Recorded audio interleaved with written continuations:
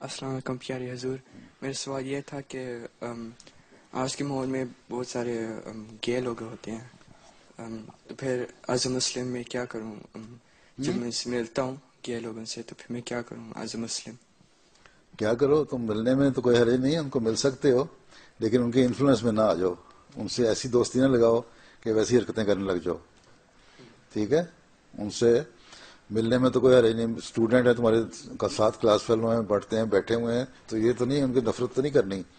ہاں ان کو یہ سمجھا سکتے ہو کہ یہ چیز غلط ہے، یہ نیچر والی بات کوئی نہیں جو تم لوگوں نے بنائی ہوئی ہے، یہ تم لوگوں کے بعض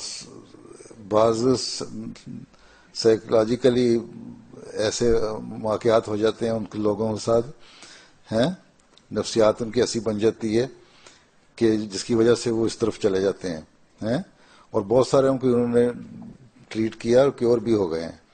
اب یہ انہوں نے قانون پاس کر دیا کیونکہ پارلیمنٹوں نے، اس لیے کہتے ہیں ٹریٹ بھی نہ کرو، یہ بیماری نہیں ہے، یہ نیچرل ہے. نیچرل کوئی نہیں ہے، یہ انسٹنکٹ نہیں ہے کوئی ایسی نیچرل.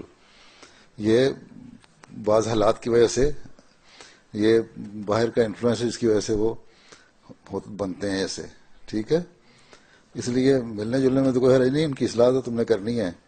اگر تمہارا کوئی ایسا دوست ہے اور پوچھتا ہے تو تم کو غلط چیز ہے، کھل کے کہہ دو غلط ہے.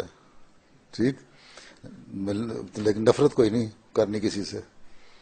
ٹھیک ہے؟ ان کی ہمدردی ان سے یہی ہے کہ ان کو کرو کہ تم لوگ ٹھیک ہو جاؤ، یہ غلط کام ہے.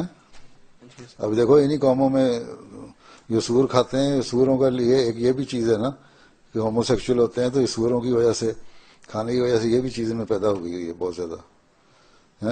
ایک بیماری کہتے ہیں نا اب تو صاف پاک ہیں، تو ایک بات یہ بھی اس نے سوال پوچھا تھا نا، تو ایک یہ بھی چیز ہے.